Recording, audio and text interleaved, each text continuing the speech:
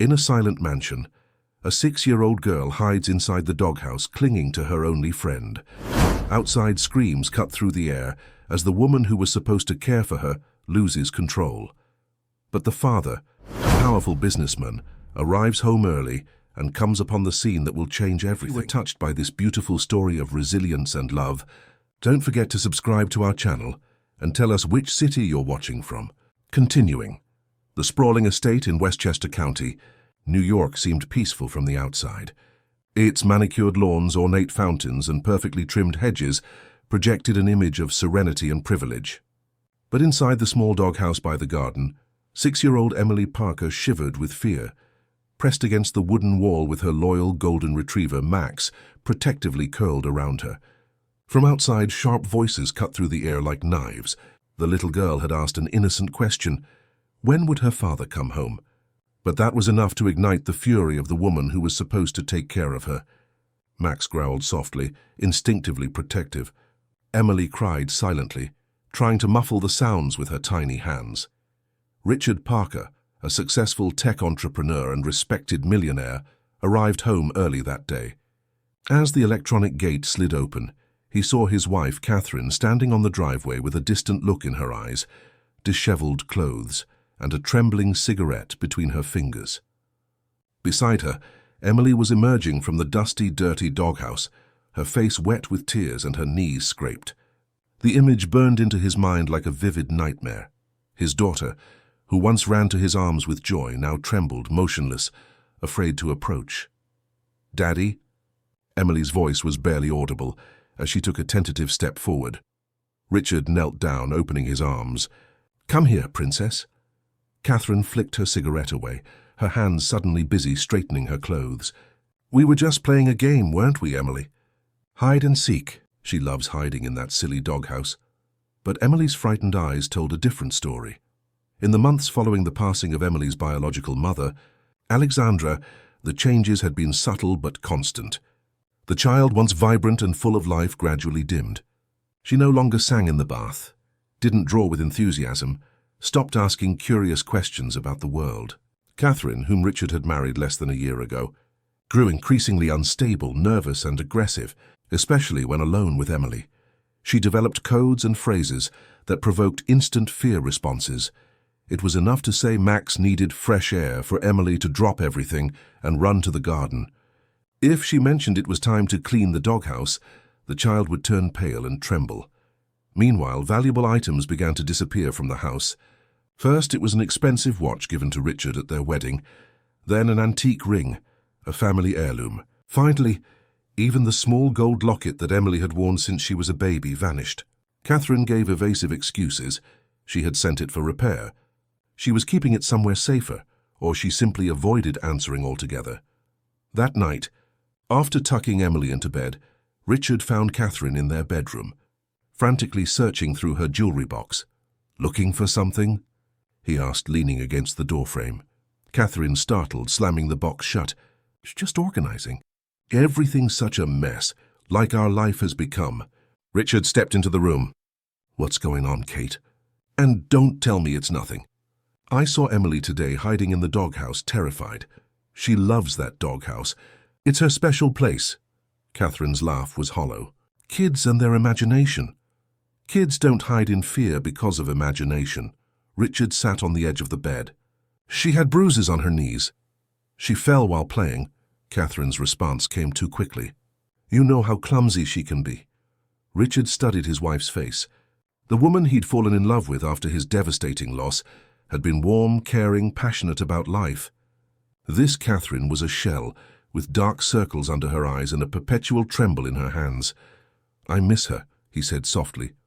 "Who?" Catherine's voice sharpened. "The woman I married. She seems to have disappeared, just like Alexandra's heirloom ring." Catherine flinched. "I told you it's being cleaned. For 3 months." The tension in the room was palpable. Before Catherine could respond, Richard's phone buzzed with a text message. It was from his childhood friend, Michael Bennett, now the chief of security at his company. "I need to take this," Richard said, retreating from the room. Once in his study, he closed the door and called Michael. "Tell me you found something," Richard said without preamble. The cameras are all installed as you requested, Michael replied. Hidden, high resolution, covering every angle of the property. If anyone comes or goes, we'll know. Richard sank into his leather chair. And the tracker for Emily's new locket? State of the art. Small enough to fit inside. Powerful enough to track her location anywhere in the county. But, Rich, are you sure this is necessary? Hiring private security for your home is one thing, but this level of surveillance, I don't know who my wife has become, Richard admitted, his voice low. But I know my daughter is terrified of something or someone. Things are disappearing. Money from accounts I thought only I knew about. Emily flinches at loud noises. She hides in a doghouse rather than her room. Something is very wrong in my home, Mike. Then we'll figure it out. The system is active now. Everything gets recorded to a secure server only you can access. After ending the call, Richard stood at his study window, looking out at the moonlit garden and the small doghouse where he'd found his daughter hiding. What secrets was Catherine keeping? What had transformed his warm home into a place of fear for his daughter? The next morning, Richard made a point of taking Emily to school himself, rather than letting Catherine's driver take her as usual. "Daddy," Emily asked as they drove through the estate's gates, "is Max going to be okay while I'm at school?" "Of course, sweetie. Max will be fine. But what if the bad man comes back? Max is brave, but the bad man is scary." Richard's grip tightened on the steering wheel. "What bad man, Emily?" The little girl fell silent, her eyes wide with sudden fear. "I'm not supposed to talk about him. It's a secret." "Emily," Richard said gently, "you know you can tell me anything, right? No matter what anyone else says. No secrets between us.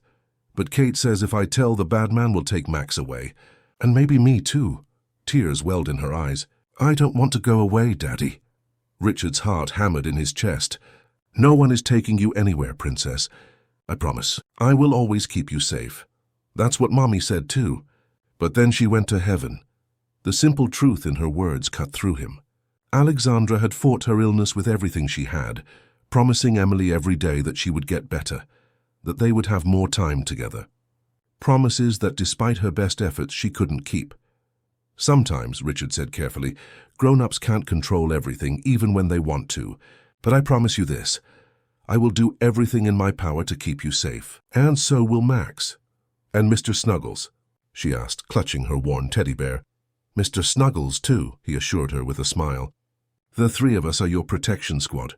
Emily nodded solemnly. "Kate says Mr. Snuggles is just a stupid toy. But he's not. He helps me be brave when I'm in the doghouse." "Why do you go to the doghouse, Emily?" "When Kate says the cleaning words, I have to go there. It's safer."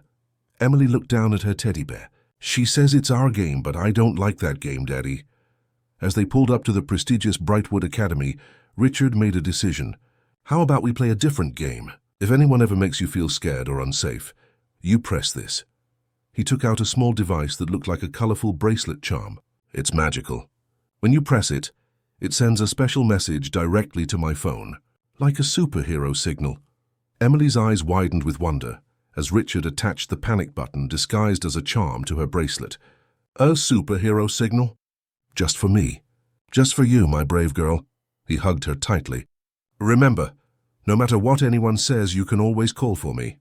As he watched his daughter walk into school, Richard felt a cold resolve settling over him. Tonight the cameras would be watching. Tonight he would discover what dark secret had invaded his home and threatened his family's peace. Tonight the truth would begin to emerge. What Richard couldn't know was just how deep Catherine's secrets ran, or how dangerous the path to uncovering them would be. The calm facade of their Westchester mansion concealed layers of deception that would soon unravel. Testing the limits of his love, his courage, and his determination to protect the one person who mattered most. Chapter 2. The Stranger. The afternoon sun cast long shadows across the estate as Catherine paced the living room, phone pressed tightly against her ear. Her once elegant posture had deteriorated into a nervous hunch, her eyes constantly darting toward the windows. "I need more time," she whispered urgently. "He's becoming suspicious. I can't keep this up much longer." The voice on the other end responded, inaudible to anyone else in the room. Catherine's face paled. No, please. Not that. I'll find a way, I promise. Just give me until the end of the week. Martha Jenkins, the housekeeper who had served the Parker family for over a decade, pretended to dust the nearby bookshelf, straining to hear more of the conversation. She had watched with growing concern as the atmosphere in the house had changed dramatically over the past months. First, the devastating loss of Alexandra Parker, a woman whose kindness had touched everyone in the household. Then, Richard's whirlwind romance with Catherine, a woman who had seemed charming and sophisticated during courtship, but revealed a different face once she had secured her position as Mrs. Parker. Catherine ended the call abruptly when she noticed Martha. "Don't you have somewhere else to be?" she snapped. "I'm just doing my job, Mrs. Parker," Martha replied evenly. Having learned to mask her emotions around the volatile woman, "Well, to it somewhere I can't see you." Catherine waved her hand dismissively. "And make sure Emily's room is spotless. Her father spoils her rotten, but I won't have this house looking like a playground." Martha nodded and retreated, her heart heavy.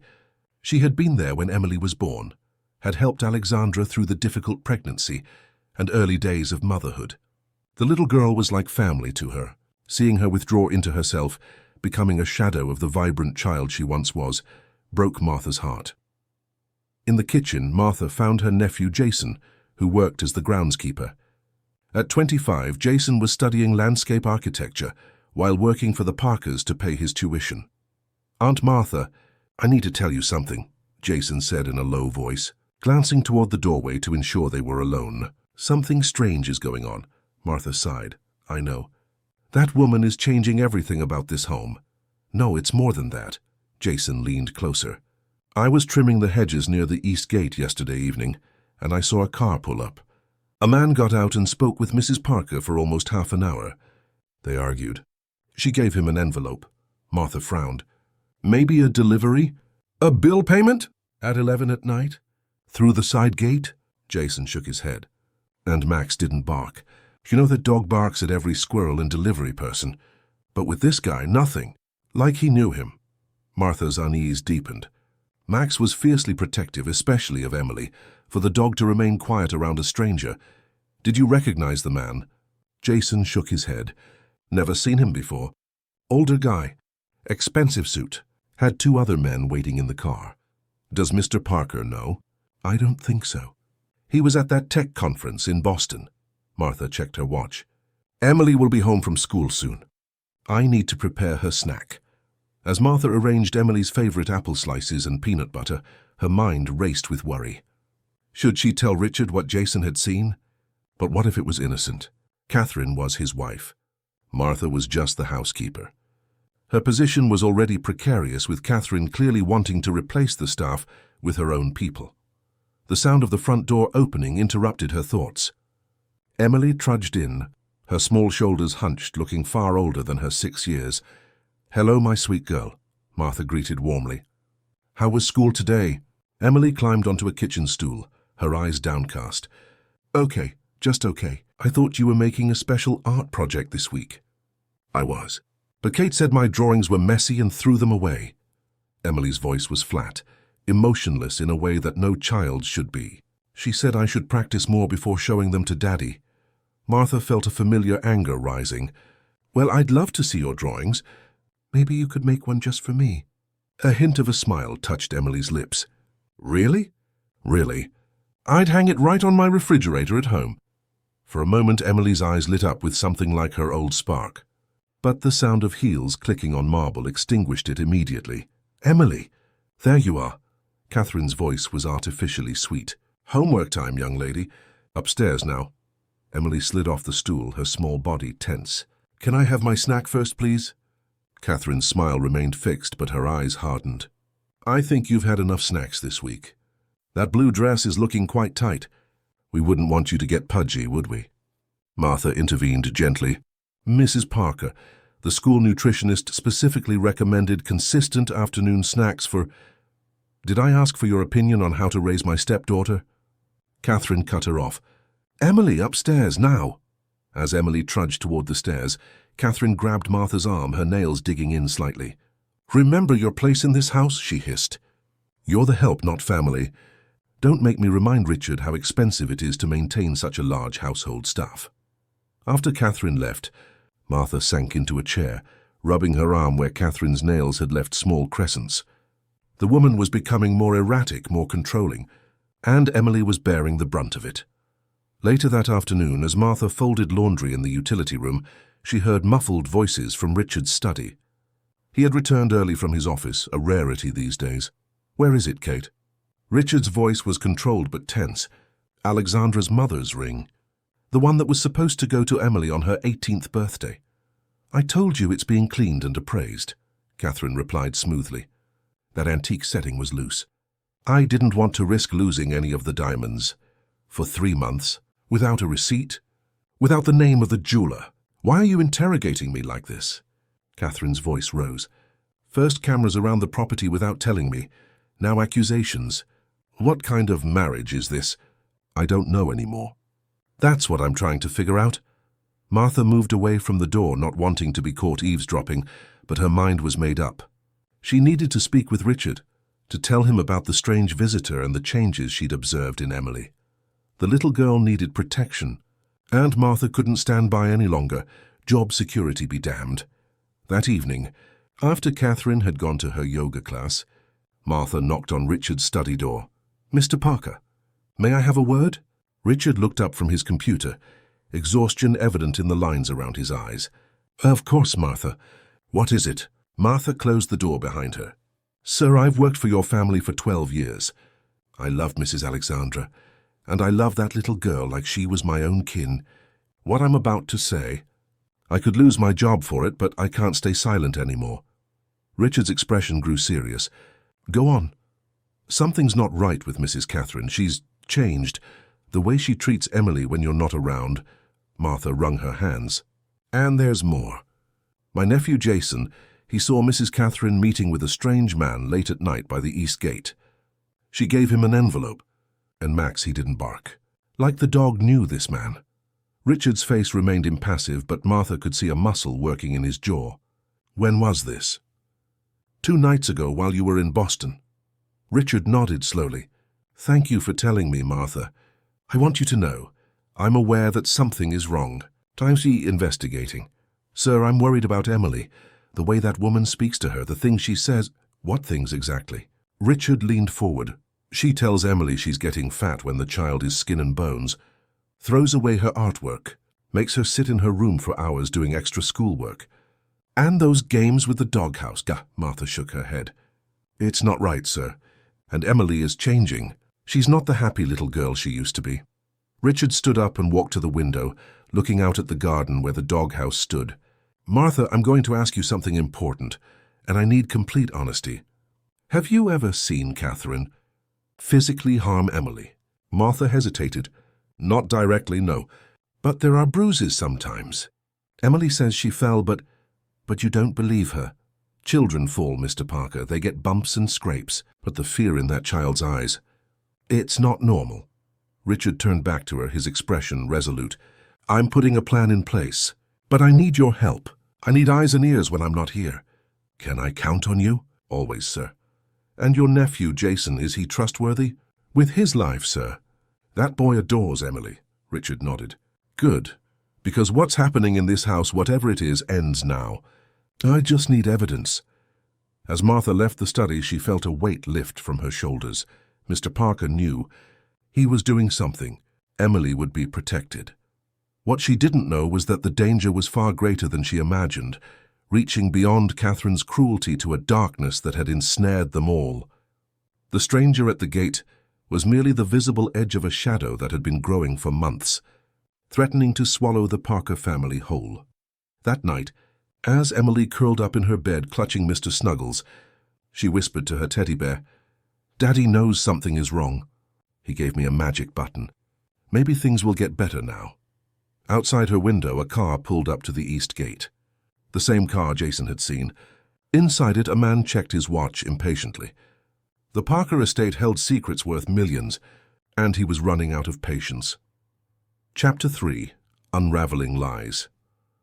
Richard Parker sat alone in the darkness of his home office, the blue glow of multiple screens illuminating his tense features. For the past week, He'd been reviewing footage from the hidden cameras, searching for anything unusual. Tonight, his vigilance paid off. The timestamp on the footage showed 2:17 a.m. The East Garden gate opened silently, and a tall, distinguished man in an expensive suit walked through as if he owned the place. Richard leaned forward, studying the stranger's face. Behind him, two broader men, clearly security, maintained a respectful distance. The most disturbing detail was Max's behavior. The normally protective golden retriever, instead of barking furiously at the intruders, wagged his tail in recognition. Catherine appeared moments later, rushing across the lawn in a robe, her body language subservient as she approached the man. She handed over an envelope. The audio was faint but clear enough. "This isn't what we agreed upon," the man said, his voice cultured but cold. "It's all I could get this week," Catherine responded, her voice trembling. "Robert's watching the accounts more closely now. You know the consequences of falling short, Catherine. Please, just a little more time. I have a plan." The man stepped closer. "Your father made promises too. Look where that got him." Catherine flinched. "Don't talk about my father. Your time is running out." The man nodded toward the house. "Perhaps we should discuss other forms of payment. The child's trust fund, for instance." "No." Catherine's voice sharpened. "Emily's money is untouchable. I told you that from the beginning." The man smiled thinly. "Everything is touchable, my dear. Everything has a price." At that moment, a small figure darted across the lawn, Emily in her nightgown with Max at her side. "Kate?" The little girl called out. "Are you okay?" The stranger turned, his expression changing to something that made Richard's blood run cold. "Well, hello there, little one." Emily froze, then backed away slowly. "I'm sorry. I heard voices." "Emily, go back inside," Catherine ordered, panic evident in her voice. "Now!" The child turned and ran, not toward the house, but toward the doghouse, where she disappeared inside with Max. The man chuckled. "Smart girl. Knows where to hide." He turned back to Catherine. "1 week. Then we discuss alternative arrangements." Richard stopped the footage, his hands shaking with rage and fear. He picked up his phone and dialed. "Mike? It's me. I need you here tomorrow morning. Bring the files on Catherine's background check. All of them." He paused. "And Mike? I think my daughter is in danger." The next morning, Michael Bennett arrived early, carrying a thick folder and a grim expression. "You look like hell," he observed, as Richard led him into the study. "Wait until you see what I found." Richard played the footage from the previous night. Michael watched in silence, his security professional's eyes missing nothing. When it ended, he opened the folder he'd brought. "I did more digging after your call last night. Your wife hasn't been entirely truthful about her past." He pulled out several documents. Catherine Miller, daughter of Howard Miller, a mid-level investment banker who disappeared 3 years ago after his firm collapsed amid fraud allegations. "Disappeared," Richard echoed. Officially, he abandoned his family to avoid prosecution. Left behind massive debts. Michael slid over a newspaper clipping. His body was never found. Richard scanned the article. "I never knew any of this. She told me her father passed away from heart disease before we met." "That's not all," Michael continued. "The man in your footage? That's Vincent Blackwood. High-end consultant, officially. Unofficially, he specializes in debt collection for certain wealthy individuals. The kind of debts that aren't necessarily legal. A loan shark. A very sophisticated one. Caters to the elite who need money quickly, no questions asked." Michael's expression darkened. "He's ruthless but smart. Never leaves evidence." Richard rubbed his temples. "So Catherine's father borrowed money from this Blackwood character. Couldn't pay, disappeared, and now Catherine's inherited the debt." "That's my guess. And she's using your money to pay it off." "The missing jewelry, the unauthorized withdrawals," Richard's voice trailed off. "But why drag Emily into this? Why terrorize a 6-year-old? Leverage." Michael's answer was simple. "Blackwood knows your daughter is your vulnerability. Control the child, control you." Richard stood and paced the room. "I need to confront Catherine." "Not yet," Michael cautioned. "If Blackwood is involved, this is dangerous. We need more evidence, something solid enough to take to the authorities. While my daughter hides in a doghouse from these people, no." Richard's voice was steel. "I'm ending this today." Before Michael could argue further, Martha knocked and entered with coffee. Her eyes widened at the sight of the security chief. "Mr. Bennett, I didn't realize you were here." She set down the tray. "Mrs. Parker is asking for you, Mr. Parker. Something about the charity gala tonight. Tell her I'll be there in a minute." After Martha left, Richard turned to Michael. "I need you to do something for me. Contact Sarah at the FBI. We worked with her on that cybersecurity case last year. See if she can help unofficially. I'll call her now." Michael gathered the files. "But Rich, be careful. Don't show your hand too early." Richard found Catherine in their bedroom sorting through dresses. "The blue Valentino or the black Chanel for tonight?" she asked without looking up. "Catherine," Richard said quietly, "we need to talk." Something in his tone made her pause. "About what?" "About Vincent Blackwood." The dress in Catherine's hands dropped to the floor. Her face, expertly made up as always, couldn't hide the flash of terror in her eyes. "I don't know who that is," she said, but her voice betrayed her. "Let's not do this." Richard closed the bedroom door. "I know about your father's debts. I know about the payments you've been making. I know why my daughter is terrified of a man she's never supposed to meet." Catherine sank onto the bed, her composure crumbling. "You don't understand. You can't possibly understand." "Then help me understand," Richard said, sitting beside her. "Because right now all I see is a woman who married me for my money and is endangering my child." "That's not true." Catherine's eyes filled with tears. "I loved you when we met. I still do. But Blackwood, he found me right after our honeymoon. Said my father owed him millions. That if I didn't pay, he'd tell you everything, ruin us both." "Tell me what exactly?" Catherine looked away. "My father didn't just disappear. Blackwood, he made sure my father could never talk about what he knew." Richard felt a chill. "Are you saying Blackwood had something to do with your father's disappearance?" "I'm saying my father knew things about Blackwood's business. Dangerous things, and Blackwood made sure those secrets died with him." Catherine wiped her eyes. "Then he came to me, said the debt transferred to me, that he owned me now. Why didn't you come to me? I would have helped you. You don't know Blackwood. He's not just some common criminal. He has connections everywhere, politics, law enforcement, finance. He said if I told you, he'd make sure Emily had an accident." Catherine's voice broke. "I've been trying to protect her. That's why I taught her to hide in the doghouse when he comes. Max knows to take her there to stay quiet." Richard tried to reconcile this explanation with the woman who had been emotionally tormenting his daughter. And the harsh treatment? The criticism? Making her feel worthless? Catherine looked genuinely confused. "What are you talking about?" "Emily is traumatized, Catherine. Not just by Blackwood, but by you." "That's not true. I've been strict, yes, but only to keep her safe. To make sure she follows the rules that will protect her from Blackwood." Richard studied his wife's face. Either she was an exceptional actress, or she genuinely believed her actions were justified. Perhaps both were true. "How much do you owe him?" he asked finally. Catherine hesitated. "Originally $5 million, but with his interest rates, it's over $12 million now." "And how much have you paid?" "Almost $4 million. Everything I had, plus what I could borrow from our accounts." Richard stood up. "Here's what's going to happen. You're going to tell me everything. Dates, amounts, meetings, every detail about Blackwood and his operation. Then we're going to the authorities." "No." Catherine grabbed his arm. "You can't." "He'll know. He always knows. Emily will be in danger." "Emily is already in danger," Richard said coldly.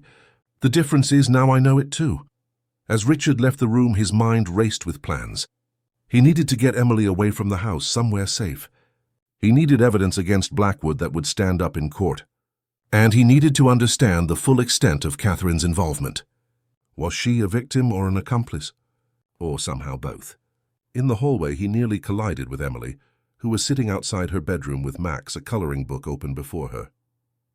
"Daddy?" she asked, her voice small. "Are you and Kate fighting because of me?" Richard knelt beside her. "No, sweetheart. Never because of you." "Is the bad man coming back?" Richard stroked her hair. "You don't need to worry about him anymore." Emily looked unconvinced. "Kate says he's always watching. That's why I have to be good and quiet and not tell you things." "Emily," Richard said gently, "I need you to tell me everything about the bad man. No more secrets." Emily glanced nervously down the hall. "Kate will be mad. I won't let her be mad at you. I promise. Emily leaned in, whispering. He wants something called leverage. Kate said that's me. That's why I have to hide when he comes. So he can't take the leverage. Richard felt sick. His daughter had been reduced to a bargaining chip, a pawn in a dangerous game she couldn't possibly understand. No one is taking you anywhere, he promised, pulling her into a hug. Not ever. As Emily clung to him, Richard saw Martha watching them from the end of the hall, concern etched on her face. Over his daughter's shoulder, he mouthed the words, "Pack her bag," quietly. Martha nodded and slipped away. Phase 1 of Richard's hastily formed plan was in motion: get Emily to safety. Phase 2 would be gathering evidence against Blackwood. And Phase 3, making sure neither Blackwood nor anyone else could ever threaten his family again. What Richard didn't know was that events had already been set in motion that would bring everything to a head sooner than he anticipated. In his pocket, his phone buzzed with a text from Michael. "Blackwood on the move. Coming your way. 20 minutes. Chapter 4. The Confrontation. Richard's heart raced as he read Michael's text. 20 minutes. Not enough time to get Emily safely away. He needed to change tactics. "Emily, sweetheart," he said, keeping his voice steady, "I need you to do something very important for me. It's a special mission." Emily's eyes widened. "A mission? Like a spy?" "Exactly like a spy," Richard managed to smile. "I need you to go with Martha to the guest house by the pool. Stay there until I come for you, no matter what you hear." "Can you do that?" Emily nodded solemnly. "What about Max?" "Max goes with you. He's part of your protection team, remember?" Just then, Martha appeared with a small backpack. "Everything's ready, Mr. Parker. Take the back stairs and stay away from the main house," Richard instructed. "Use the garden path. If you see anyone at all, go straight to the panic room in the guest house." Martha took Emily's hand. "Come along, sweetheart. We're going to have a little adventure." As they disappeared down the hall, Richard dialed Michael again. "Change of plans. I'm confronting Blackwood here. Get the security team in position, but keep them out of sight. And make sure that FBI friend of yours is standing by." "Rich, this is a bad idea," Michael warned. "Let's get Emily out first, then deal with Blackwood." "No time. He's already on his way. Emily is headed to the guest house with Martha." Richard's voice was resolute. "This ends today, Mike. One way or another." Richard ended the call and went in search of Catherine. He found her in the master bathroom, applying makeup with shaking hands. "Blackwood is coming," he said without preamble. "I want you out of the house." Catherine whirled around, mascara wand clutched like a weapon. "What? How do you know?" "I have my sources, just like he apparently has his." Richard leaned against the doorframe. "So here's what's going to happen. You're going to leave through the garage. My driver will take you to the city apartment. You'll stay there until I contact you." "I can't leave," Catherine said, panic rising in her voice. "If I'm not here when he arrives, he'll know something's wrong. He'll think I've betrayed him, haven't you?" Catherine's eyes flashed. "I'm trying to protect our family. By lying to me? By terrorizing my daughter?" Richard shook his head. "Emily is safe. That's all that matters now. Where is she?" Catherine demanded. "Somewhere Blackwood can't use her as leverage," Richard replied coldly. Catherine crossed the room and gripped his arms. "Listen to me. Blackwood is dangerous in ways you can't imagine. He has people everywhere. Police, government, finance. If you try to take him down, he'll destroy everything you've built. Let him try." "You're not listening." Catherine's nails dug into his arms. "He doesn't just take money. He collects information, secrets. He knows things about your company, your partners, things that could ruin you." Richard stared at her. "What are you talking about?" Before Catherine could answer, the security system chimed softly, announcing a vehicle approaching the main gate. "He's here," Catherine whispered, fear replacing anger in her eyes. "Please let me handle this. One more payment just to buy us time." Richard removed her hands from his arms. "No more payments. No more hiding. Go to the garage now, Catherine. This isn't a request." For a moment, she looked as if she might argue further. Then, with a resigned nod, she grabbed her purse and hurried from the room. Richard went to his study and unlocked the bottom drawer of his desk, removing a small recording device. He placed it in his breast pocket, ensuring the microphone was unobstructed. then activated the app on his phone that would stream the audio directly to Michael and his security team. The doorbell rang. Richard took a deep breath and walked to the foyer, signaling to Jason, who was nervously polishing the same section of banister for the third time, to answer it. Vincent Blackwood stood on the threshold, immaculately dressed in a tailored grey suit that probably cost more than most people's monthly salary. His silver hair was perfectly styled, his smile practiced and cold. Behind him, two men waited with the patient stillness of trained guardians. "Mr. Parker," Blackwood said smoothly. "A pleasure to finally meet you properly." "Vincent Blackwood," he extended a hand. Richard ignored it. "I know who you are. Come in. We have matters to discuss." If Blackwood was surprised by the direct approach, he didn't show it. He stepped inside, his gaze sweeping the foyer with the calculated assessment of a predator. "Just myself, I think," he said to his men. "Wait with the car." Richard led Blackwood to his study, closing the door behind them. "Drink?" he offered, moving to the bar cart. "Scotch. Neat." Blackwood settled into a leather chair as if he owned it. "Your home is impressive. Old money always shows in the details." "My money isn't that old," Richard replied, handing him a glass. "Self-made, actually. The best kind. Earned rather than inherited." Blackwood sipped his scotch, which is why I find it curious that a man who built his fortune through strategic thinking would be so careless in his personal investments. Meaning, your wife, Mr. Parker, lovely woman, expensive tastes, complicated past. Blackwood set his glass down. "But then we all have our secrets, don't we?" Richard sat across from him. "Let's dispense with the pleasantries. I know about Catherine's father. I know about the debt you claim she owes. I know you've been extorting my wife and threatening my daughter." Blackwood's smile didn't waver. "Strong accusations. Do you have any evidence for these claims? Would you like to see the security footage of your midnight visits?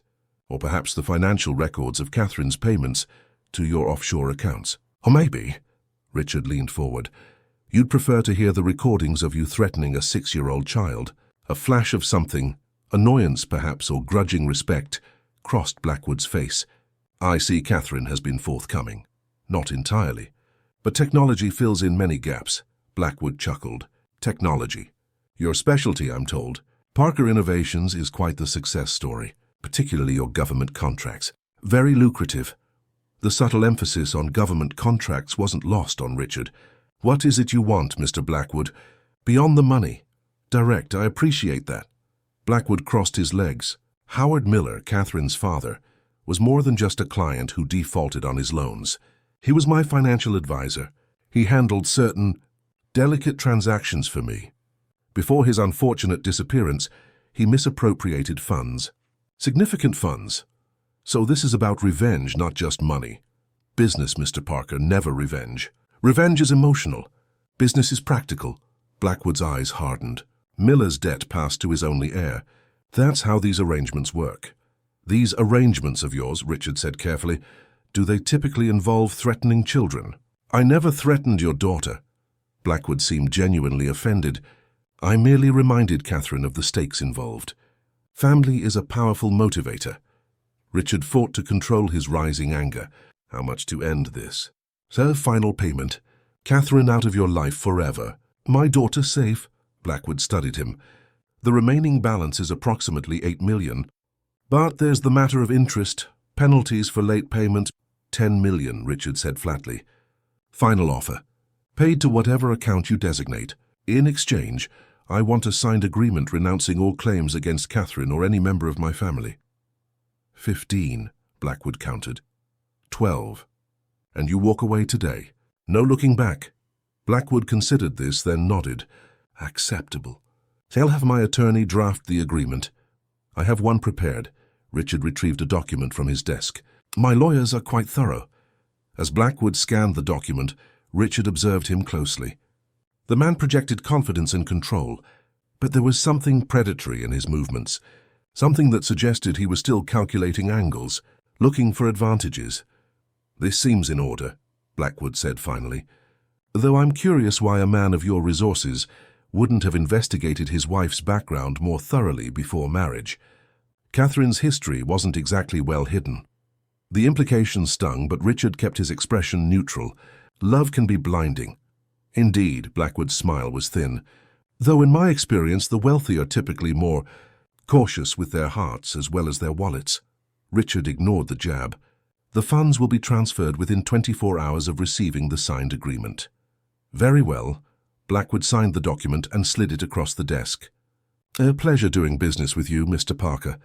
As they stood, Richard asked the question that had been burning in his mind. One thing I don't understand. If Catherine owed you this money all along, why wait? Why not approach me directly when we married? Why the secrecy, the threats, the psychological games? Blackwood buttoned his jacket. Catherine insisted on handling it herself. Said you knew nothing of her father's history, that you'd leave her if you discovered the truth. She was quite determined to protect your perception of her. And terrorizing my daughter? Was that her idea too? I never instructed Catherine on how to manage her household. Blackwood's expression revealed nothing. How she chose to ensure your daughter's silence was her decision entirely. Before Richard could respond, the study door burst open. Catherine stood there, her face contorted with anger. Liar! She spat at Blackwood. You threatened Emily directly. You told me if I didn't pay, you'd take her. Blackwood sighed. Catherine, always so emotional. I thought you'd departed. I heard everything, she said, advancing into the room. You promised if I paid, you'd leave us alone. But you never intended to stop, did you? There would always be another payment, another threat. Business evolves, Blackwood replied calmly. Circumstances change. Catherine turned to Richard. Don't you see? He'll take your money and still hold this over us. He'll never let go. Richard looked between them, realizing the trap he'd nearly fallen into. The signed document meant nothing to a man like Blackwood. It was just paper, a formality to facilitate the transfer of funds. Perhaps you're right, Richard said slowly. Perhaps Mr. Blackwood doesn't intend to honor our agreement. Blackwood's eyes narrowed. I've signed your document, Mr. Parker. I expect you to fulfill your end of the bargain. Oh, I intend to. Richard moved to his desk and pressed a button underneath. But with some amendments. The study door opened again and Michael entered, followed by a woman in a smart suit, whose confident bearing screamed federal agent. Vincent Blackwood, the woman said, displaying her credentials. I'm Special Agent Sarah Cooper. FBI, we'd like to ask you some questions about your financial arrangements with Howard Miller and subsequent dealings with the Miller family. Blackwood's composure slipped for just a moment before his smooth facade returned. I'm afraid I don't know what you're talking about. Agent Cooper, Mr. Parker and I were just concluding a private business matter, a matter involving extortion, blackmail and threatening a minor, Agent Cooper replied. We have quite a file on you, Mr. Blackwood. It's been thin on evidence until now. Blackwood laughed softly. Evidence? Of what crime? A business agreement between consenting adults? Richard touched his breast pocket. Every word of our conversation has been recorded and transmitted to Agent Cooper's team, including your acknowledgement of Catherine's debt, your veiled threats regarding my daughter, and your admission of Howard Miller's role in your financial operations. Blackwood's smile faded. You're making a serious mistake, Parker. No, Richard said firmly. The mistake was threatening my family. As Agent Cooper led a surprisingly compliant Blackwood from the room, Catherine collapsed into a chair, burying her face in her hands. Is it over? She whispered. Richard looked at her, still uncertain of her role in all this. That depends on what else you haven't told me. Catherine looked up, tears streaking her makeup. I've told you everything. I swear it. Michael cleared his throat. Rich, there's something you should see. He handed Richard a tablet. On the screen was security footage from the garage, taken less than 30 minutes earlier. It showed Catherine placing a frantic call, then removing jewelry from a hidden compartment in her luggage, including Alexandra's heirloom ring and Emily's locket. You were leaving, Richard said, his voice hollow. Not to the city apartment. We were running. Catherine's eyes darted between Richard and the tablet. I was scared. Blackwood has people everywhere. I thought he might hurt Emily to punish me. So you were taking her jewelry? Items meant for her future. I needed money, Catherine said defensively. You don't understand what it's like to be powerless, to have nothing. Richard studied the woman he had married, seeing her clearly perhaps for the first time. Emily is at the guest house with Martha. I want you to pack your things and leave. My lawyers will contact you about the divorce. Richard, please, Catherine began, but he cut her off. It's over, Catherine. Not just with Blackwood. With us. As Catherine fled the room in tears, Michael placed a hand on Richard's shoulder. You did the right thing. Blackwood has been on the FBI's radar for years. Sarah says your evidence might finally be enough to build a case. Richard nodded, suddenly exhausted. What about his men? The ones waiting outside, already detained? Sarah had a team in place. And Emily? Is she safe? Jason checked. She and Martha are fine, playing board games in the guest house, completely oblivious to everything. Richard closed his eyes briefly. Good. Let's keep it that way. As Michael left to coordinate with the FBI team, Richard stood alone in his study, the events of the day washing over him. Blackwood was in custody, at least temporarily. Catherine's betrayal was complete. And Emily, his precious daughter, was safe. But as Richard moved to pour himself a much-needed drink, he couldn't shake the feeling that something still wasn't right. Blackwood had surrendered too easily. A man with his connections, his resources, wouldn't be taken down by a simple recording and an FBI agent, no matter how competent. And Catherine's behavior, the erratic mood swings, the cruelty toward Emily one moment and desperate protection the next, didn't entirely align with a woman simply trying to pay off a debt. There were still pieces missing from this puzzle, and until Richard found them, he couldn't be certain the danger had truly passed. Chapter 5: Hidden Truths. 2 days after Blackwood's arrest, Richard sat in Dr. James Wilson's office, watching through a one-way mirror as Emily played with toys in the adjacent room. The child psychologist had been recommended by Agent Cooper as one of the best in working with children who had experienced trauma. She's remarkably resilient, Dr. Wilson observed, making notes on his tablet. Children often are, but make no mistake, Mr. Parker, Emily has been through significant emotional distress. How bad is it? Richard asked, his voice low. The good news is that she feels safe with you, with Martha, with her dog. That's crucial. Dr. Wilson set down his tablet. The concerning elements are her normalized responses to threat. The doghouse behavior, for instance. She's developed very specific coping mechanisms for danger. Hiding, staying silent, obeying commands instantly. Catherine taught her those things, Richard said bitterly. To protect her from Blackwood, perhaps. But children are perceptive. Emily has indicated that Catherine's behavior toward her changed, depending on whether you were present or not. Richard frowned. Changed how exactly? Emily describes Catherine as having 2 faces, the nice mommy when Daddy is home, and the scary mommy when Daddy is away. Dr. Wilson's expression was gentle but serious. She mentioned punishments for small infractions, threats about being sent away if she wasn't perfect, being told repeatedly that she was the reason Catherine and her father argued. Richard felt sick. I had no idea it was this bad. Children are often reluctant to report mistreatment, especially by parental figures. They fear not being believed or worse, triggering more serious consequences. Dr. Wilson leaned forward. What's important now is establishing consistent safety and rebuilding trust. Emily needs to know that her home is secure, that expressing her needs and feelings is encouraged, not punished. What about Catherine? Emily still asks about her. That's natural. Despite everything, there was an attachment. I would suggest supervised visits in the future, once Emily has had time to process and heal. But for now, distance is probably best. Richard nodded, watching his daughter arrange a tea party for her stuffed animals. She seemed so normal, so innocent. How much pain was she hiding behind that careful smile? There's something else, Dr. Wilson said, interrupting Richard's thoughts. Emily mentioned a special helper who would come sometimes when Catherine was being mean. A lady who brought her treats and told her stories. Martha, maybe? Or one of the other household staff. She was quite clear it wasn't Martha. She described her as pretty like the angel on our Christmas tree and said she smelled like Mommy's perfume. Richard stiffened. Like Alexandra? My late wife. Emily didn't say it was her mother.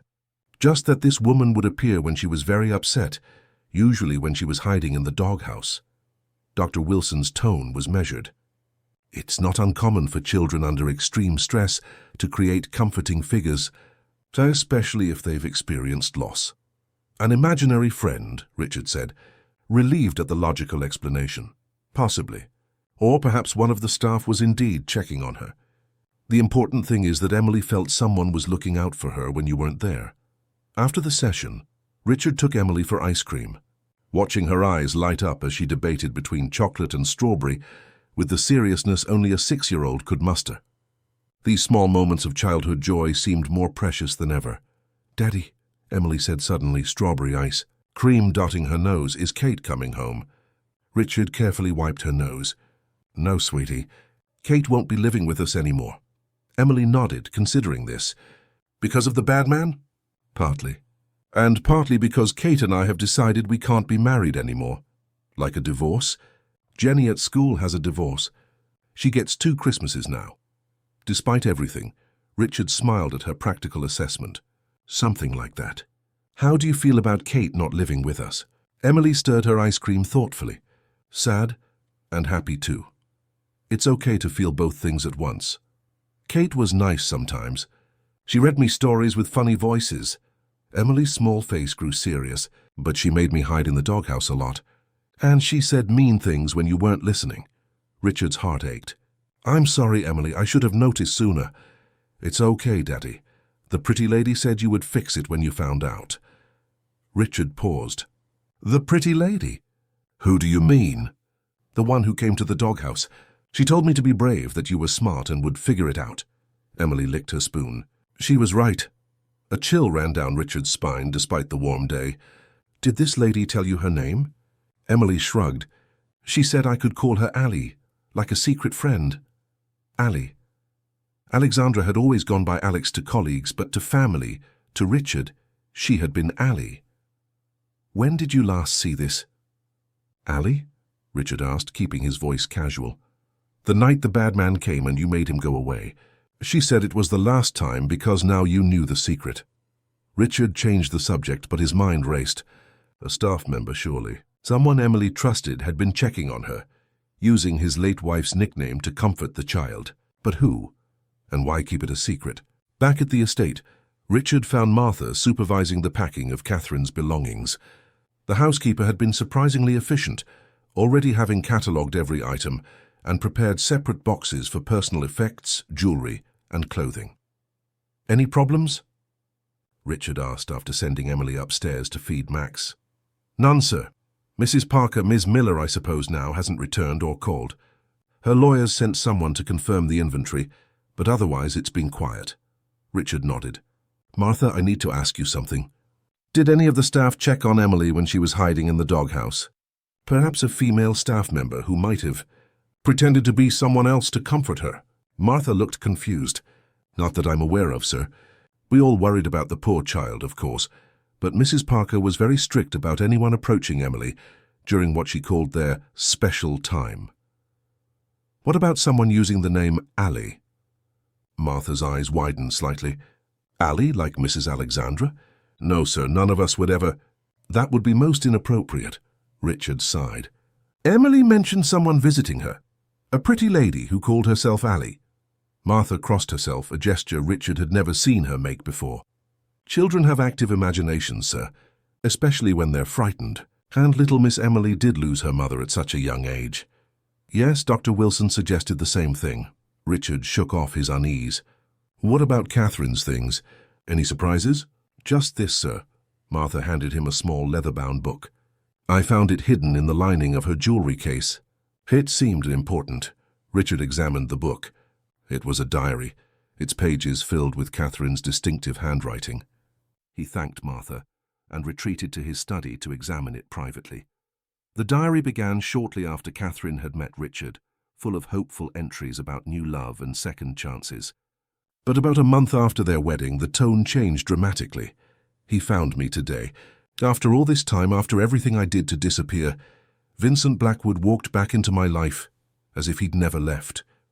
He says father's debt is now mine, that I'll never be free, that he owns me just as he owned my father." Richard flipped through the pages, his unease growing. Catherine detailed the escalating demands, the threats, the fear. But there was something else, something that didn't fit the narrative she'd given him. "I saw her today," at the charity luncheon. Richard's perfect first wife, immortalized in a huge portrait on the hospital wall. Alexandra Parker, pediatric wing. Her eyes followed me across the room. Everyone compared us. Poor Richard, they whispered, trading a saint for a gold digger. If they only knew what I've sacrificed, what I'm still sacrificing. And later, Emily asked for her mother again today. When is Mommy coming home? As if Alexandra is just on a trip. Richard corrected her gently, reminded her that Mommy is in heaven now. But I saw the doubt in her eyes. Children shouldn't doubt. They should accept. I need to be firmer with her. This attachment to a ghost isn't healthy. Richard's hands trembled as he continued reading. The diary revealed a Catherine he hadn't known, obsessively jealous of Alexandra's memory, increasingly paranoid, convinced that Emily was deliberately undermining her relationship with Richard. Emily claimed she saw her mother again, in the garden, by those ridiculous roses Richard tends like they're sacred. Mommy was watching me play. Richard thinks it's normal grieving, but there's something calculating in that child's eyes. She's manipulating him, using Alexandra's memory as a weapon against me. The entries grew more disturbing. Blackwood increased his demands again. He knows about Richard's government contracts, says there are people who would pay for that information. I told him I needed more time. He mentioned Emily, said children are adaptable, resilient, like valuable little commodities. I know what he was suggesting. I would die before I let that happen. And then, most chillingly, I've started training Emily to hide in the doghouse when Blackwood comes. Max will protect her there. The dog is more loyal to her than to me anyway. Richard is growing suspicious of my discipline, but he doesn't understand. I'm saving his daughter from a monster. If being feared is the price of keeping her safe, so be it. Better she hate me than end up in Blackwood's hands. Richard closed the diary, his mind reeling. Catherine had been caught in a terrible web, blackmailed by Blackwood, jealous of Alexandra's lingering presence, desperate to protect Emily, but twisted by her own fears and insecurities. The woman he had married was both victim and antagonist, trapped in a nightmare partly of her own making. His phone rang, breaking his reverie. It was Agent Cooper. "Mr. Parker, we have a situation. Vincent Blackwood has been released." Richard stood abruptly. How is that possible? He was caught on tape admitting to extortion, blackmail. His attorneys worked fast, claimed our evidence was obtained illegally, that the recording violated two-party consent laws. The judge granted bail pending a full hearing, so he's just free. After everything he did, not exactly free. He's under surveillance. But, Mr. Parker, Agent Cooper hesitated, there's more. We found financial records linking Blackwood to a holding company that owns 30% of your primary competitor, Next Gen Technologies. Richard sank back into his chair. He was after my company all along. It appears so. The debt, the extortion, it may have been part of a larger corporate espionage strategy. Catherine was just the entry point. After ending the call, Richard sat in stunned silence. The pieces were falling into place. Blackwood's interest in his government contracts, Catherine's increasing paranoia, the pressure to access company information. This wasn't just about Howard Miller's debt. It was about taking down Parker Innovations. A soft knock at the door interrupted his thoughts. Emily stood there in her pajamas, clutching Mr. Snuggles. "Daddy, can I sleep in your room tonight?" "I had a bad dream." Richard forced a smile. "Of course, Princess." As he tucked her into his bed, Emily whispered, "I saw the pretty lady again." "In my dream," she said, "to tell you to look in the doghouse." "There's something important there." Richard froze. "Did she say what it was?" Emily shook her head, already drifting towards sleep. "Just that it would help you stop the bad man for good." Long after Emily had fallen asleep, Richard stood at his bedroom window, staring out at the moonlit garden and the small doghouse at its edge. Was he really considering checking a doghouse because of his daughter's dream? Because of an imaginary friend who borrowed his dead wife's nickname? And yet, there had been so many secrets in this house, so many things he had missed. Could he afford to ignore even the strangest clue? Decision made, Richard slipped out of the bedroom and made his way through the silent house and into the garden. The night air was cool, the grass damp beneath his feet. The doghouse looked smaller somehow, more ordinary than the fear-laden refuge it had become in his mind. Kneeling, Richard peered inside, using his phone's flashlight. At first he saw nothing unusual, just a blanket Emily had placed for Max, some drawings taped to the walls, a few small toys. Then, as he shifted position, his light caught something reflective in the corner, partially buried in the earth. Reaching in, Richard dug with his fingers until he uncovered a small metal box. It was locked, but the key was taped to the bottom, the kind of hiding place a child would devise. With shaking hands, he opened it. Inside was a flash drive, a small recorder similar to the one he had used with Blackwood, and a handwritten note in handwriting he recognized immediately. Alexandra's handwriting. "If you're reading this, it means our daughter is in danger. Trust no one. Everything you need is here. I love you, Richard. I'm sorry I couldn't tell you sooner. Ali." Richard stared at the note, unable to process what he was seeing. Alexandra had been gone for over 2 years. How could she have known about the danger to Emily? How could she have left this message?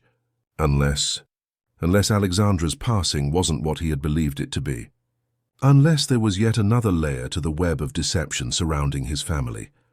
Richard clutched the box to his chest, his mind racing with impossible questions. Whatever secrets this box contained, one thing was certain: the confrontation with Blackwood was far from over. In fact, it seemed the real battle was just beginning. Chapter 6. The Truth Emerges. Richard's hands trembled as he connected the flash drive to his laptop. The study was dark save for the blue glow of the screen, the house silent in the pre-dawn hours. He had waited until Emily was deeply asleep before retreating to examine the contents of Alexandra's mysterious box. The flash drive contained a single folder labeled Insurance.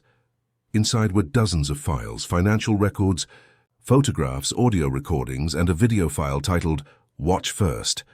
Richard clicked on it, and Alexandra's face filled the screen. His heart seized at the sight of her, healthy, vibrant, her dark hair falling in waves around her face, so different from his last memories of her, frail in a hospital bed. She appeared to be sitting in their bedroom, recording secretly. "Richard," she began, her voice steady but urgent, "if you're watching this, it means I've been forced to leave and Emily is now in danger. I hope it never comes to that. I hope I can resolve this situation and destroy these files. But if not, you need to know the truth." Alexandra took a deep breath.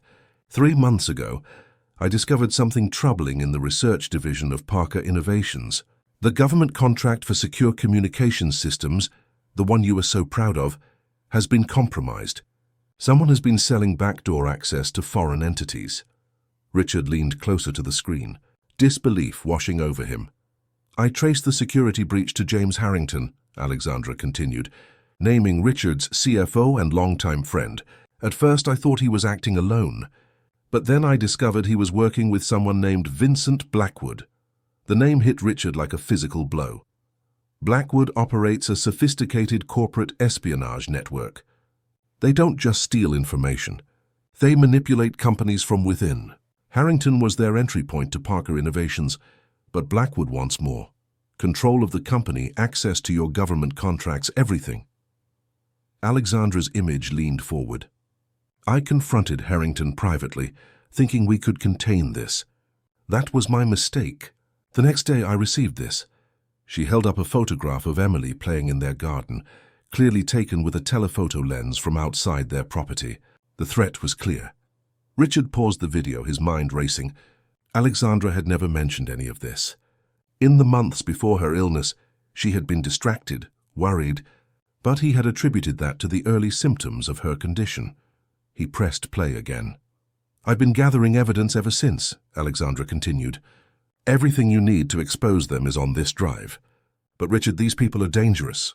When they realized what I was doing, She hesitated, composing herself. "They poisoned me, slowly, with something that mimics natural illness.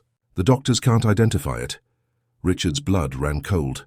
Alexandra's illness, the mysterious autoimmune disease that had baffled specialists, that had taken her from him and Emily, had been deliberately induced. "I don't have much time left," she said, her voice breaking slightly. "The damage is too extensive, but I've arranged protection for Emily. A private security detail, people I trust completely, watching the house when you're away. And I've hidden this evidence where only you would think to look for it. The Doghouse, Emily's special place. Tears streamed down Richard's face as Alexandra's final message played out. One more thing, Richard. Blackwood will try to get to you through someone close, someone you trust. Watch for the signs, and remember, I will always find a way to protect our family. Even when I'm gone, she smiled sadly. I love you. Take care of our little girl. The video ended, leaving Richard in stunned silence. Alexandra had been investigating Blackwood long before Catherine entered their lives. She had uncovered a conspiracy within his own company, and she had paid the ultimate price. Over the next hour, Richard methodically reviewed the rest of the files. Alexandra had been thorough in her investigation. There were bank records showing payments from offshore accounts to James Harrington, emails between Harrington and Blackwood discussing the Parker acquisition strategy, surveillance photos of meetings, and, most damning of all, technical specifications showing exactly how the backdoor in Parker Innovations' security systems had been created. But the most shocking revelation came in a file titled Catherine Miller. It contained a complete background check on the woman who would become Richard's second wife. The report was dated 2 weeks before Alexandra's passing. Subject has familial connection to target. Howard Miller, father, was financial advisor to Vincent Blackwood until disappearance. Subject established contact with Richard Parker 3 weeks after initial surveillance. Assessment, honey trap. Accompanying this was a photograph of Catherine leaving Blackwood's office building, dated just days after Alexandra's funeral. Richard sat back, the full weight of the deception crushing him. Catherine hadn't randomly entered his life. She had been planted by Blackwood as part of a long-term strategy to infiltrate Parker Innovations. Their meeting, their whirlwind romance, their marriage, all orchestrated to give Blackwood access to what Alexandra had been protecting. A wave of nausea hit him. He had brought the enemy into his home, into his daughter's life. He had been manipulated from the start. The final piece of evidence was a small notebook containing Alexandra's handwritten observations. The last entry, dated 3 days before she was hospitalized for the last time, read, "Confirmed KM is B's operative. R will be vulnerable after I'm gone. Left instructions with Martha's sister. She will monitor. Emily must be protected at all costs." Martha's sister? Richard tried to remember if Martha had ever mentioned a sister. Then it hit him. Linda Jenkins, the children's art teacher at Emily's school, the woman who had so kindly helped Emily through her grief, who had suggested the Doghouse as a special place for Emily and Max to play. Linda, who looked enough like Martha to be family, but whose blonde hair and delicate features might remind a child of an angel on a Christmas tree. Richard reached for his phone to call Martha, then hesitated. Alexandra's warning echoed in his mind. Blackwood will try to get to you through someone close, someone you trust. Until he understood the full extent of Blackwood's network, he couldn't risk alerting anyone. Instead, he copied the files to a secure server and locked the flash drive in his personal safe. As the first light of dawn filtered through the curtains, Richard made his way back to his bedroom. Emily was still sleeping peacefully, Max curled protectively at the foot of the bed. Looking at his daughter's innocent face, Richard felt a resolve hardening within him. Alexandra had sacrificed everything to protect their family. Now it was his turn to finish what she had started. He gently brushed a strand of hair from Emily's forehead. "I won't let them hurt you," he whispered. "I promise." Emily stirred slightly. "Daddy, is it morning?" "Almost, sweetheart. Go back to sleep." "Did you find what the pretty lady told you about?"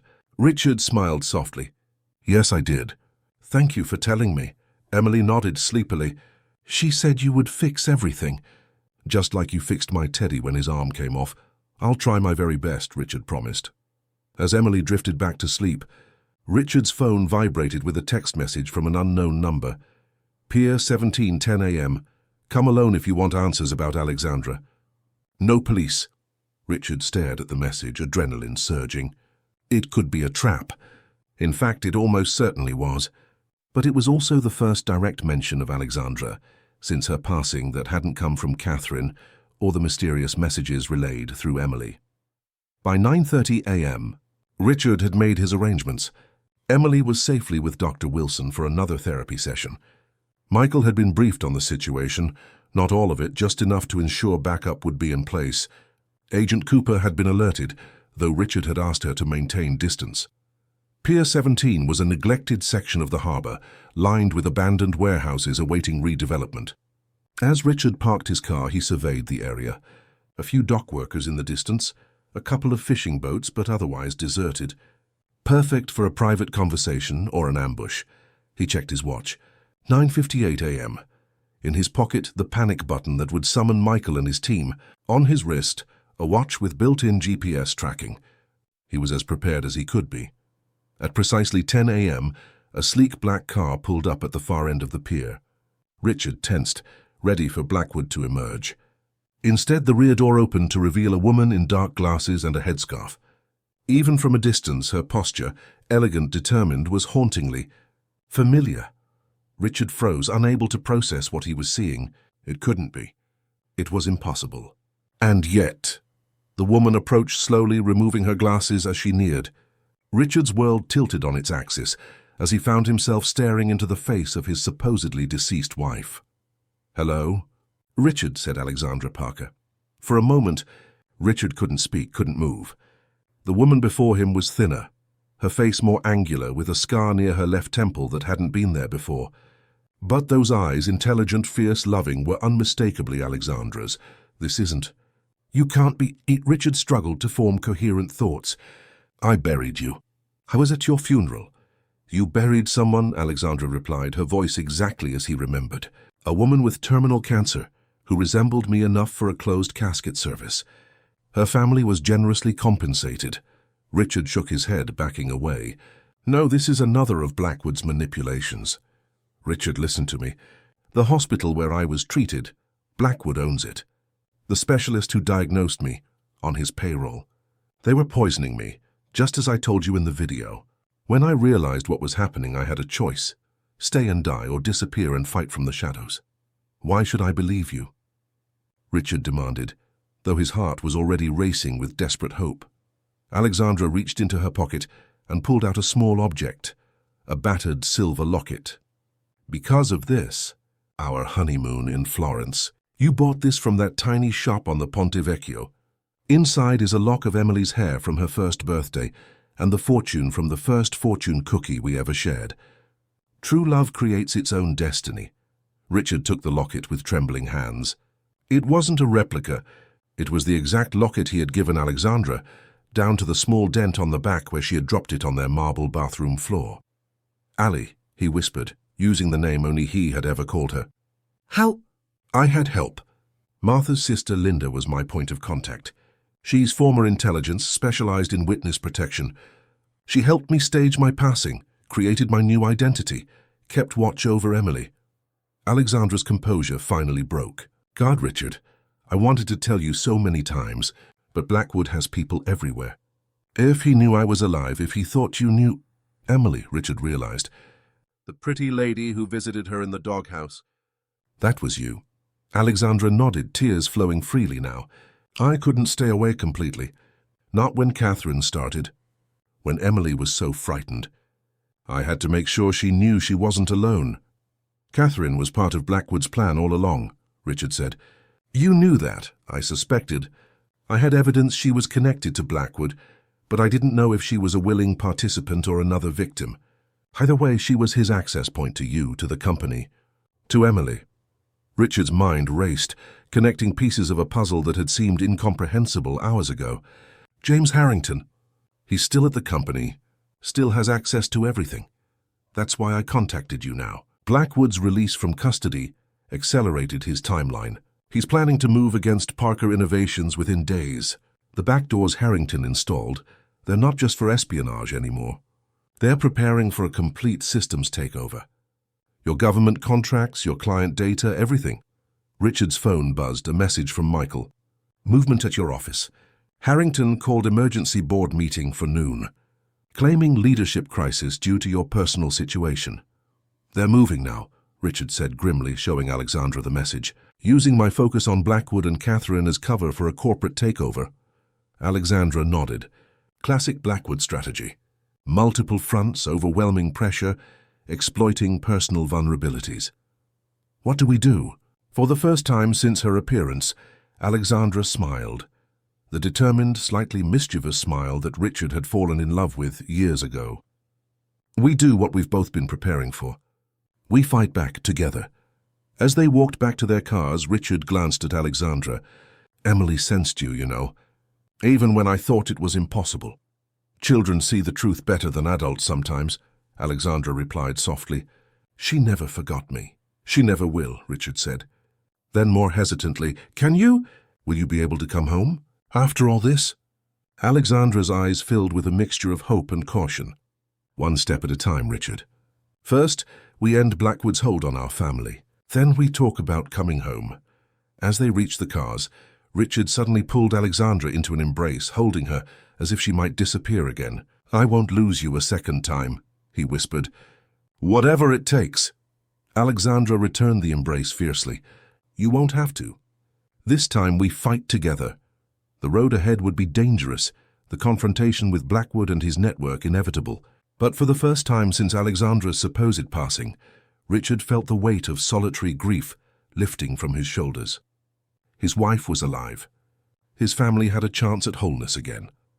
As they separated to follow their carefully coordinated plan, Richard watched Alexandra drive away, still hardly able to believe the miracle he had been granted. Whatever happened next, one thing was certain. Blackwood had underestimated the Parker family for the last time. Chapter 7. A Family Restored. The gleaming headquarters of Parker. Innovation stood as a monument to Richard's vision, 40 stories of glass and steel, housing one of the country's leading technology firms. As he strode through the lobby, employees nodded respectfully, unaware of the battle about to unfold in the boardroom on the top floor. Richard checked his watch. 11:45 a.m., 15 minutes until Harrington's emergency board meeting. The elevator whisked him upward as he mentally reviewed the plan he and Alexandra had formulated. His phone buzzed with a text from Michael. In position. Security feeds looped. Agent Cooper standing by. At the executive floor, Richard's assistant Jennifer greeted him with surprise. Mr. Parker, we weren't expecting you. Mr. Harrington said you were dealing with family matters. I am, Richard replied with a grim smile. The most important family matter of all. He continued to his office, where he connected Alexandra's flash drive to his computer and initiated the file transfer to the secure server only he could access. Years of evidence meticulously gathered by his wife would now serve as their weapon against Blackwood's network. At 11:55, Richard's phone rang. It was Alexandra. I'm in position, she said without preamble. Blackwood just arrived at the service entrance with 2 men. Catherine is with him. Richard felt a twinge of something. Not quite sympathy, but recognition of Catherine's complicated role in this drama. Is she there willingly? Hard to tell. She looks frightened. One of Blackwood's men is staying close to her. And Harrington? Already in the boardroom, distributing documents to the board members.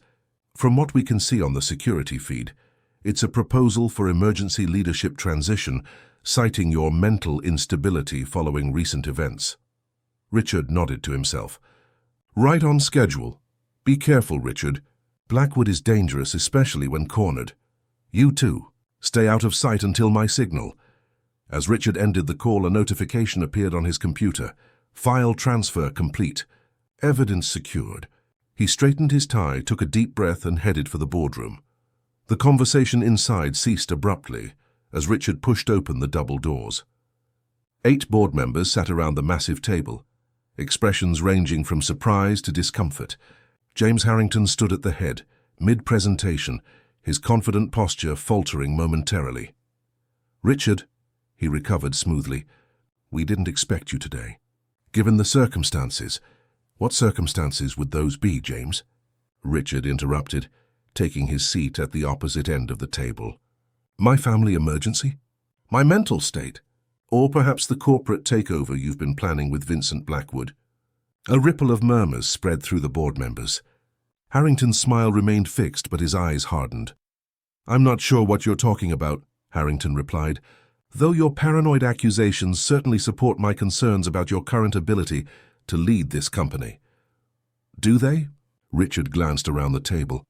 Ladies and gentlemen of the board, I apologize for interrupting, but I believe you're being misled.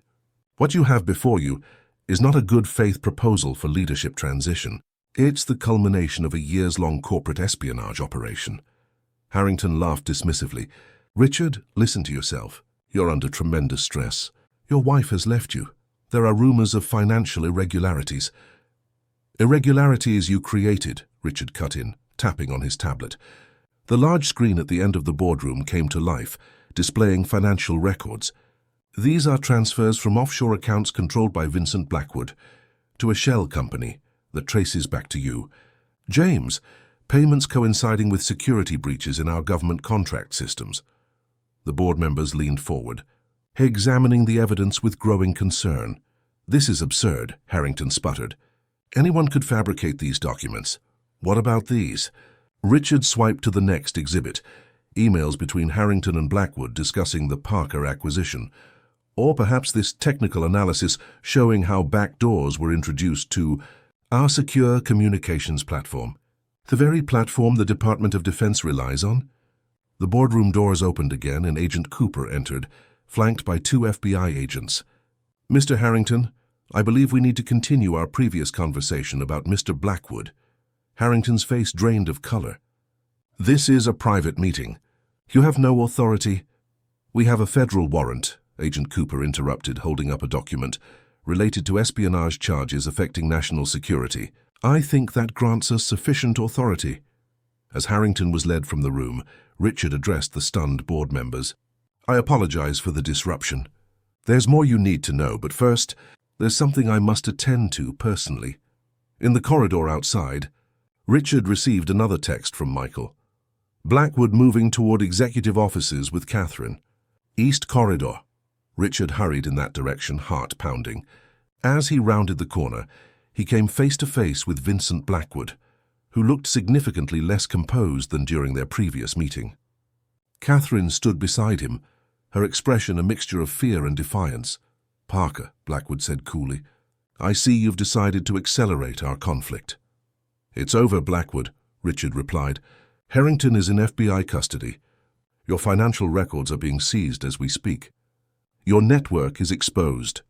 Blackwood's smile remained, but his eyes darted, calculating. You've won a skirmish, perhaps? But my resources extend far beyond what you can imagine. This company, your government contracts, they're still vulnerable. Not anymore, came a voice from behind Blackwood. Alexandra stepped into view, removing her dark glasses. Catherine gasped, her hand flying to her mouth. Blackwood's composure finally cracked, his eyes widening in genuine shock. That's impossible, he whispered. You're supposed to be gone? Alexandra finished for him. Yes, that was your plan. Poison me slowly. Make it look like natural causes. Eliminate the only person who had uncovered your operation. But you failed. You've been alive all this time, Catherine said, her voice hollow. Emily wasn't imagining things. She really was seeing her mother. Alexandra turned to Catherine, her expression softening slightly. I couldn't abandon my daughter completely. Even when you were in our home, even when you were with my husband, I found ways to check on her. I never wanted to hurt her, Catherine said, tears welling in her eyes. Blackwood threatened to take her if I didn't cooperate. He said he had buyers who would pay millions for a child from a wealthy family. I was trying to protect her in my own way. Richard looked at his second wife with new understanding. Her cruelty had been born of desperation and fear, warped by Blackwood's manipulation and her own jealousy. This is very touching, Blackwood interrupted, his composure returning. But ultimately pointless. You have no proof of any threats against your daughter. Nothing that would stand up in court. Actually, Alexandra replied, we do. She held up a small recording device. Every conversation in Emily's doghouse was recorded, including your explicit threats to acquire her if Catherine failed to deliver what you wanted. Blackwood's face hardened. Give me that, he demanded, reaching for Alexandra. In that moment, several things happened at once. Blackwood lunged toward Alexandra. Richard moved to intercept him. Catherine, seeing her opportunity, broke free and ran toward the emergency exit. And from the end of the corridor, Michael and his security team appeared, weapons drawn. Federal agents, Agent Cooper shouted, emerging behind Michael. Hands where we can see them.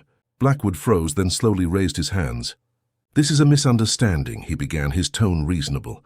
I'm a legitimate businessman having a discussion with associates.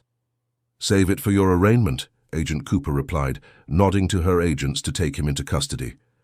So, Vincent Blackwood, you're under arrest for conspiracy, extortion, corporate espionage, and attempted kidnapping.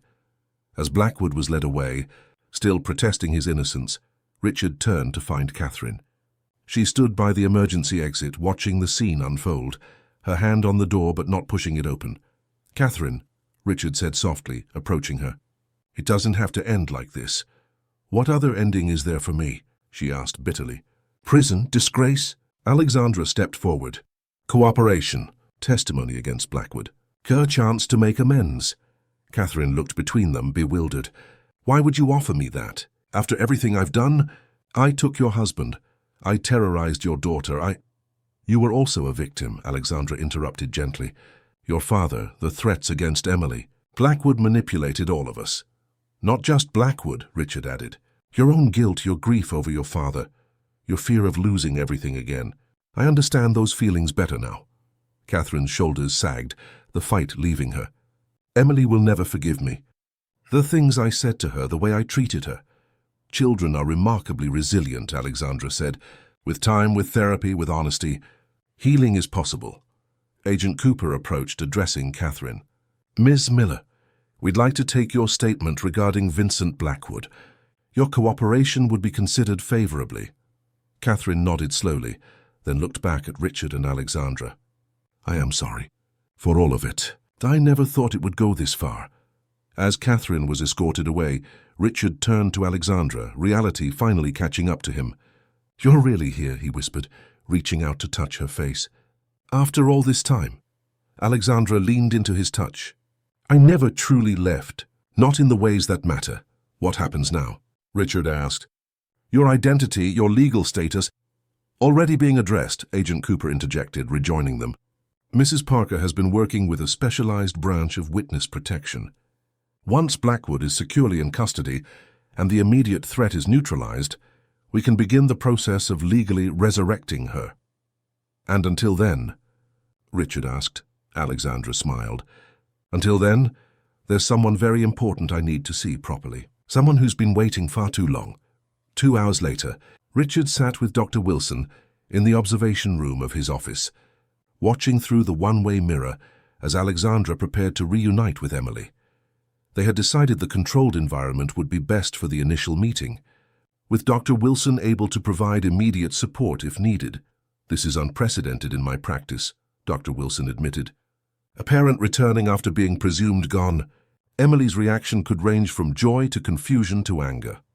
"She's been seeing Alexandra all along in her own way," Richard said. "So I think on some level she's been waiting for this." In the playroom, Emily was building a tower with colorful blocks, unaware of the momentous reunion about to occur. The door opened and Alexandra stepped in, her movements hesitant, emotional. Emily looked up, her small hands freezing mid-motion. For a long moment she simply stared, her expression unreadable. "Hello, Emily," Alexandra said softly. Emily stood slowly, her eyes never leaving her mother's face. "You're not wearing your special clothes," she said finally. Alexandra shook her head, tears flowing freely. "No more hiding, no more secrets. Are you real this time?" Emily asked, her voice small but steady. "Not just for the doghouse?" "I'm real," Alexandra promised. "And I'm not going away again." Emily took a tentative step forward, then another. She reached out and touched Alexandra's hand, as if testing her solidity. Then, with the beautiful simplicity of childhood, she threw herself into her mother's arms. "I told Daddy you'd come back," she sobbed, clinging tightly. "I told him, but he didn't believe me." "He believes now," Alexandra whispered, holding her daughter close. "We both believe in miracles now." In the observation room, Richard wiped away tears. Dr. Wilson handed him a tissue. "Remarkable," the psychologist murmured. "Children have an intuitive understanding that often surpasses adult rationality." Emily never fully accepted her mother's passing because, at some level, she sensed the truth. "The pretty lady in the doghouse," Richard said. "All this time I thought it was imagination or wishful thinking." "In a way it was," Dr. Wilson replied. "Our child's heart, recognizing what her mind couldn't fully comprehend." 3 months later, The Parker family stood together on the deck of their lake house, watching the sunset paint the water in shades of gold and crimson. The journey to this moment of peace had been complicated. Legal procedures to resurrect Alexandra, extensive security measures to protect against any remaining threats from Blackwood's network, therapy for all three of them to process the trauma and rebuild trust. Catherine had cooperated fully with federal prosecutors, providing crucial testimony that helped secure Blackwood's indictment on multiple felony charges. In return, she received immunity and entered a witness protection program, beginning a new life far from the shadows of her past. Before leaving, she had written Emily a letter, not asking for forgiveness, but expressing remorse and hope for the child's healing and happiness.